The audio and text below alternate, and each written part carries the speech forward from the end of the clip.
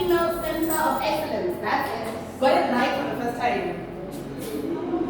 Queens, I have missed you so much that I decided to bring you drama today. A little bit of drama today. But there's a reason behind the stress today. It's not me just being as dramatic as I normally am. There's a reason behind. So I've been telling you guys that I can't wait for the opportunity for the world to see you the way that I do. For the world to get to, experience what I've experienced in this place. And then God was like, I hear you, will see, and I'm like, give you the platform. I got called by Mnet, guys. They're doing a documentary on Usachana for the work that she does. Yeah. So someone did this class for me for free. So I can sit on a front of a screen and talk about you. The love that I have for you has brought attention to me. The love that I have for you makes me look glamorous. I will look like this. I think this whole talk, I'm going to be doing a talk like this today. But as always, I come bearing gifts. I love our reading culture that we started. So I've read a few more books for you guys. 2 books in particular this week. The first one is for someone who might have a teenage daughter. If you have a teenage daughter, this is the book for you. It will take you back into the mindset of what a teenage girl's mind is like. The silliness and all of the things that they go through. What's nice about it is that it's written by a 16-year-old girl as well, a Malawian girl who wrote this book. And it's so beautiful, like so easy flowing. So anyone with a daughter, please feel free to grab this here book. This other book is written by one of my favorites.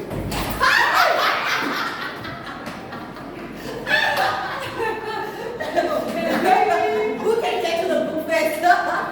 So this other book is written by one of my favorite authors. This is one of those books that you have to firstly be someone that is well read, yeah? Because it's not a difficult read, right? But it's anything said, or there's a story within the story. So you need to be someone that can, really look at it in that way. I love it because it talks about a woman that is normally put down in society, prostitute, And when I read the back of it, and I had an idea of what the book would be about before I read it, and I was so wrong. I was so wrong, it was so right. This book is so exciting, this book is so necessary, this book is so educational. Queens, out! Right? To you, before you go again and then try and get it. Okay, Queens, so today, because it's our month, I wanted to do a talk that speaks to us here at Female Center of Excellence, right? And today's talk is about building bridges.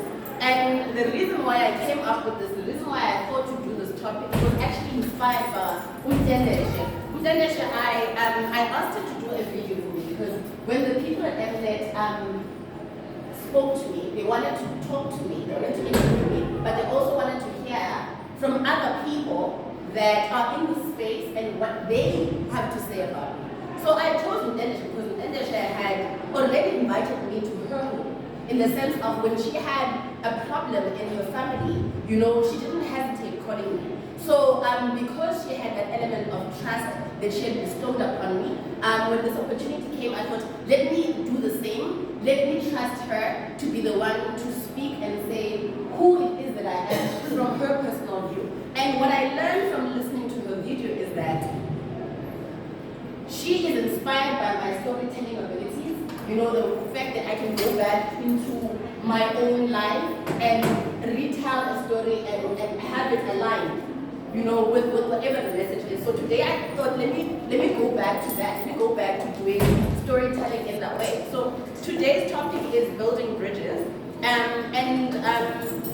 Who I'm concentrating on today is my mother and a colleague of hers. So my mother worked for this company. It was a medical company. With doctors, radiographers, and all of these people. But my mother worked as a lower level employment in this case. She worked in the laundry part of this building. So when I was young, my been probably 10 years old, if not younger. I got sick one day, and then my mother was supposed to take me to the doctor and then have to take me with her to work. And you know, at work, we all have that person. You know that we'll go home and even our children will know that Mama doesn't like so-and-so. They've never met so-and-so, but they know Mama doesn't like so-and-so. So in my mother's case, there was this woman, she would always come home and say, yes, that Jeanette, that white woman, yes, says father. You know, and every other day she would say this, you know. So there I was sitting, I liked reading because my grandmother taught me to read quite early. I used to read Reader's Digest. I don't know if you guys know Reader's Digest. I've read hundreds of Reader's Digest through my grandmother. So whenever, because of this, whenever I'm in any space, I always look for a book. If there's any space where I know I'm going to be bored and there will be lots of adults, I always made sure there was a book that I could read. So what I did in my mother's work on the day that I went with her, I looked for a place where there would be books and I found it. I found a reception area and I picked up a book and I started reading. And then I felt this woman hovering over me, checking my reading, checking me as I read, you know, and she'd go away and she'd come back. And then on the third time she came back and she was like, she started asking me questions about what I was reading. And I could see she was fascinated with the fact that not only was I reading, but I was reading with understanding. And these were medical books, and I was reading, enjoying my life, and just really into this book. And so this woman, what I didn't know was the woman that my mother did not like. This was the woman that would make my mother go home and want 3 cups of tea, one after the next. But what this woman saw when she saw me, she saw someone that she wanted to be able to come closer to. She saw someone that she didn't even know whose child I was, but she liked what she was seeing or seeing me meet her. And then when she did her investigation, she found out whose daughter I was. And she felt the same way about my mother that my mother felt about her. Exactly the same way. But now she was in this predicament because she couldn't unsee what she saw. Right? And she was in that position where she could be able to assist. So what she had to do with Jill is that she is a radiographer in this here situation. She is someone of high ranking in this work complex. And my mother is someone who is low ranking. This high ranking woman had to go to my mother with a few books and ask my mother kindly if she could please pass the books on to me. So what Jill had to do in that moment is that she had to swallow her ego and go to a woman she didn't even like to go ask if she could pass on the books. And my mother is a woman in that space who did not like this woman. In that moment, my mother had an element of power over this woman because I'm her daughter, and she can simply just say no. And she didn't. And she took the words. I'm telling you, this whole book thing went on for over a year. On the second year, I started going over to Jill's house on weekends. Now, most of these women are still not friends. These two women still don't like each other. But then they built this bridge that I could cross. I was reading more books than anyone I knew. You know, I read How to Kill a Mockingbird by the age of 13. And I remember then when I turned about, I think I was 15 years old, I had a cyst in my ovaries. And my mother went running to Jill, the woman that she didn't like. But one thing she knew about this woman is that this woman cared about her daughter. She went to Jill and said, Mrs. got a cyst, I'm worried. And Jill was like, listen, I will take Mrs. details and I'll put them as mine, under mine, so that she goes to the best hospital close to me. And so there's two women that didn't like each other. There's two women that worked in the same place, one necessarily friends, had built this bridge, was strong enough to sustain me in terms of education. Now they've built this bridge so strong that even when I was sick, you know, these two women knew what to do. They put aside their egos for the greater good, right? And then I started working when I was quite young to assist my mother at home. And when I started working, I was working at the waterfront, and I would finish up at 12 o'clock or 2 o'clock in the morning. Guess who had to come and fetch me at those times? The same woman, Jill, the one that my mother didn't like, the one that does not like my mother. She would pick me up at 2 o'clock in the morning and drop me off at her house, and I would be there with her, and then wake up in the morning and she'd drop me at work again on the weekend. And this carried on. And then when I eventually got to matric, this is when I feel Then a friendship started forming. I don't even call it a friendship really.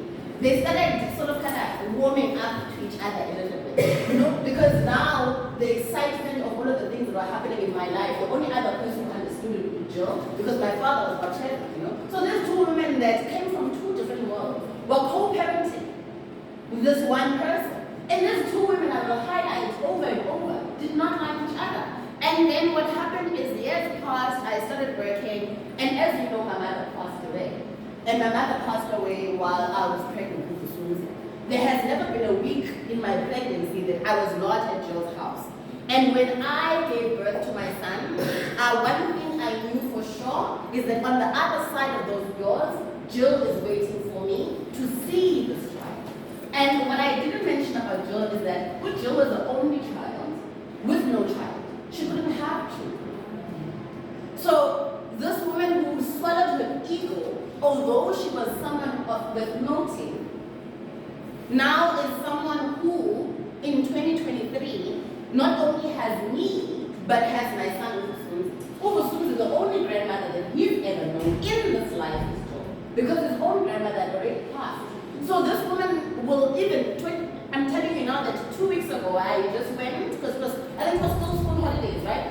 I drove to Jill, I phoned her, and I was like, I'm outside. She came outside, I was like, up, go to your grandmother, and there he was for the weekend, just like all the children go. He goes to Jill, and when they send me videos, they are on the floor together playing cards. The point of the story is here. The point of the story is here. God is not going to place just anyone in front of you. He's going to place the people that you need in front of you. There might not be people that you like, but the answers to your life are right in front of you. Jill never thought that she would have a daughter that loves her as much as I do, or a grandchild that loves her. You know, and my mother never predicted that she would not be there. But the fact that she was able to swallow her own pride and allow this woman to be part of my life, look at where that has placed her. I'm sure my mother is resting in peace knowing I'm well taken care of. But when this woman built this bridge, they didn't know where this bridge would take them. My mother didn't know what was on the other side of this bridge. Jill didn't know what was on the other side of this bridge. But they knew that the bridge was necessary. It was a necessary thing to be built. And that's what I asked you to do. Yeah, the Female Center of Excellence, please, is that build a bridge. Build a bridge that's so strong that 10 years from now, the women that they will hire in this place can walk up and down that bridge with ease. Build a bridge in the space, because the answers to all that you are praying about, the women that are necessary for your life are already in the space. You might be someone with a position of note within the space. I assure you, your answers are not with the people that you are with. The answers are going to allow you to just move outside of your comfort zone a little bit and get to know someone who is low ranking. That might be where your answer is. And in the story, it shows you God. In the story, it shows you God. People still don't understand my relationship with John. They just assume that maybe my mother worked for this white woman. They don't realize that these women didn't even have to deal with each other. And my mother, although this was happening and she knew what Jill was doing for me, she would still get home and she'd be like, yo, that white woman of yours, you know? And sometimes Jill would be, I would be sitting with her and she'd be like, oh, who's your mother? Your mother! You know, so the relationship was never easy. They continue to be tested. Even after the fact, they continue to be tested. Jill continued to annoy my mother at work. Jill was continuously annoyed by my mother at work. It never stopped. But the bridge never broke. So that's what I ask from you queens today, is that let's try and build a bridge here at Female Center of Excellence. A bridge filled with morality, a bridge filled with respect, a bridge filled with, kindness, patience. And it's not going to be easy. Here are the three things that had to happen. Both of these women had to get over the egos. a point when we walk into female center of excellence, we need to get over ourselves, get over our own egos. And then the next thing that happened is that both of them gave fully. Both of them gave fully without expecting anything in turn. Both of them gave without expecting anything in turn. We need to build a bridge that's going to last for generations. And it's going to require us to do certain steps, especially coming into this place. I'm going to require you guys to dress up when you come to it. Because I haven't got uniform, no, but still dress up. Dress up. Because when you are confident with how you look, even in your gown, you're not going to get here and see anything wrong with anyone else. But when you are not confident and you're not dressed your best, you see faults everywhere. Look at me. Yes. And I think everyone in this room is gorgeous because I'm gorgeous. Yes. So surely everyone else is gorgeous. And when you come into this place, I don't want you to continue to pray for the space anymore. I want you to pray for yourself.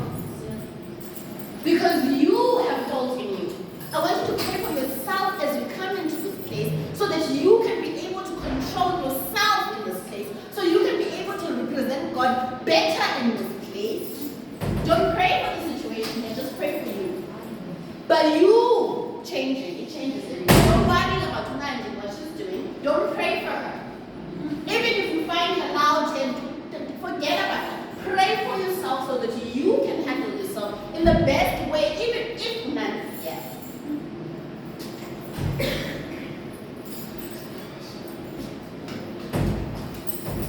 I urge you to be on time, ladies, and that's my last thing, and I know I keep on bringing up time. Be on time for where God has placed you. Be on time. Be on time for Him. Not for this place. For where He has placed you. He placed you here. Be present. Be on time for God. Don't be late. Don't be late. Be cute. But don't be late. Don't be late. And I hope that I shared the story with you of this bridge building. And you get it. I hope you try and make that additional effort with the women that are in this place. Because God has hidden answers within each and every one of you. So only by venturing to the next person with respect and patience, because remember, just because you approach me, right, with love, doesn't mean that I know how to respond to love. So you might need to be a little bit patient with me. Let's practice patience, because sometimes when we have the best intention, we expect things to just work out. I'm telling you, this story didn't like each other. My mother had to send me for weekends to a woman she did not care for. But it was for my benefit, and so she did it. She had to get over herself. Her colleagues that she worked with down there were judging her. You must think you're better. You must think, why are you associating with her? You know how she's like. Why would you send your child over there?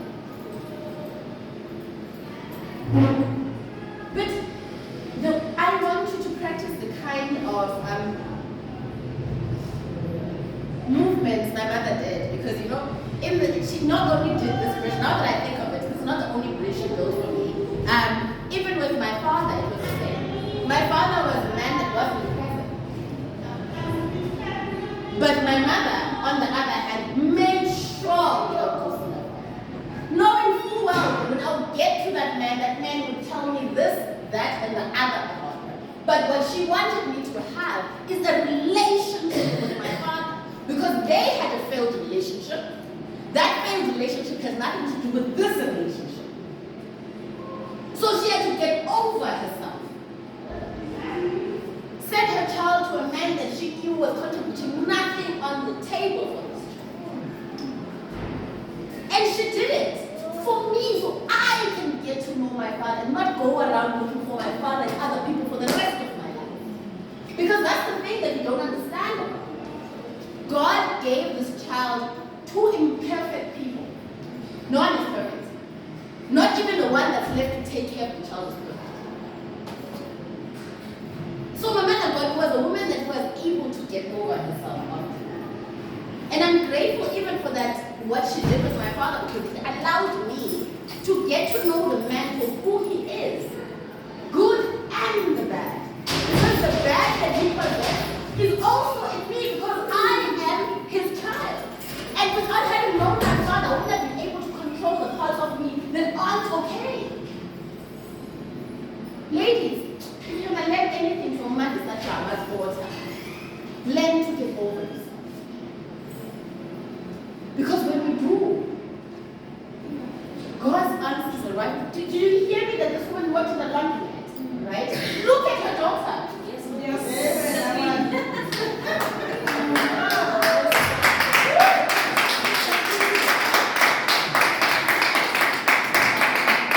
And these things happen for me with ease because my mother knew how to pray and how to get over it. It's not going to be easy, queens. We've been programmed to have issues with each other. If we're not arguing about who's nicer, if they light up, there's so many things, man. Who's thicker than thinner, and there's so many things that have been placed for us to not get on.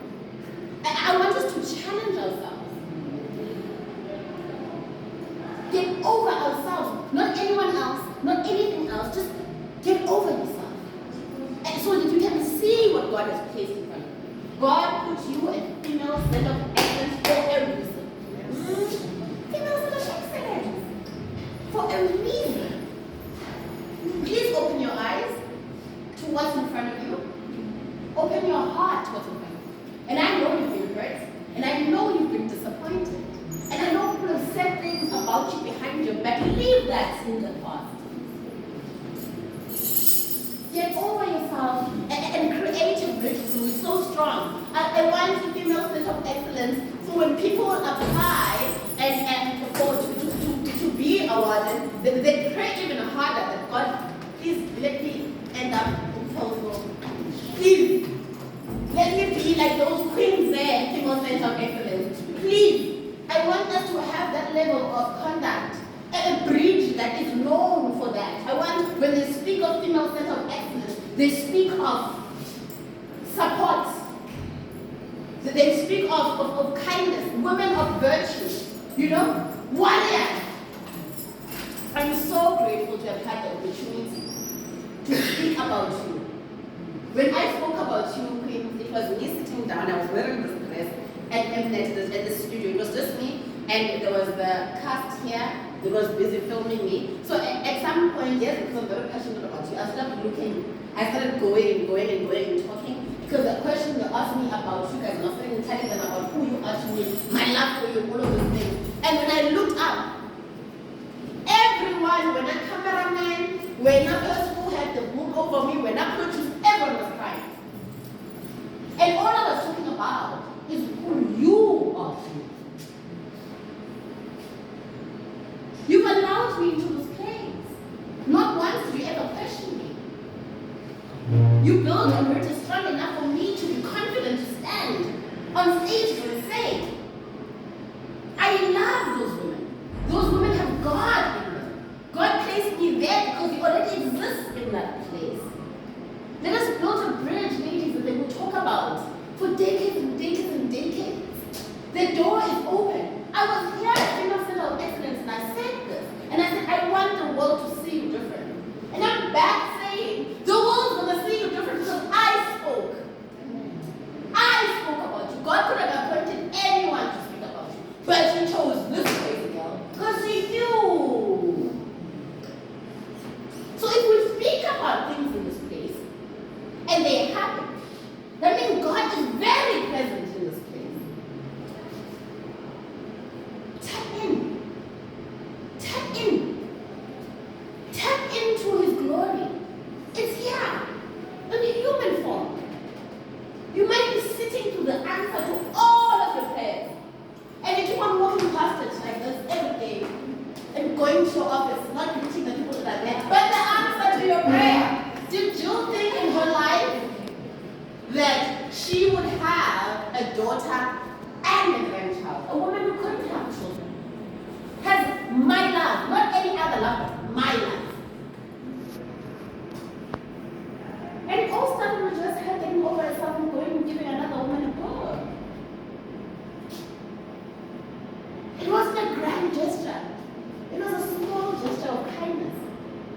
that was received.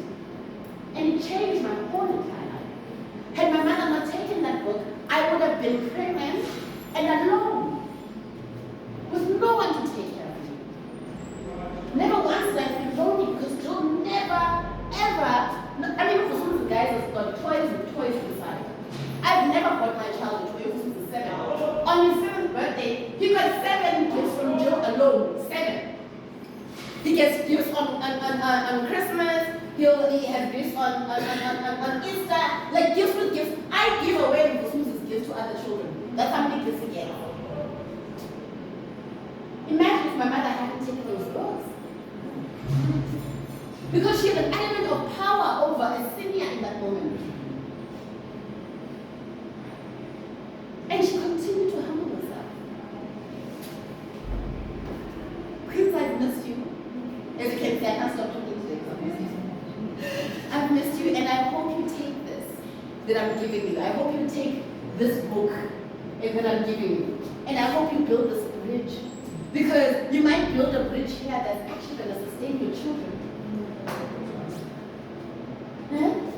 Someone that you might not be anyone here might have a brother who is someone or something at a university that can allow your child to go. And you don't know.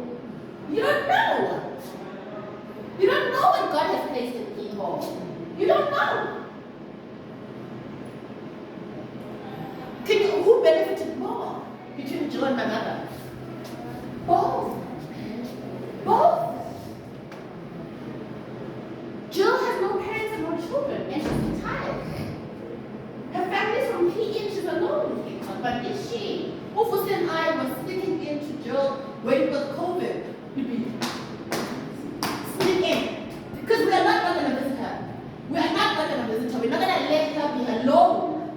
We were sneaking in during COVID, and she'd hide us also get in because it's good point they will arrest you. It was COVID time, you know? But we did it, you know, because the love that I possess for her, it's unlimited. Because she showed me love. When she didn't have, she used to pick me up 2 o'clock in the morning. 2 o'clock in the morning while I worked. No blood relation. We don't even look alike. Guys, let's build a bridge. So guys, in October, I will give you the dates when I know them. In October, they're going to air this 4-part documentary. I still can't believe it. I still can't believe that they wanted to talk to me. Apparently, it's revolutionary what I do here.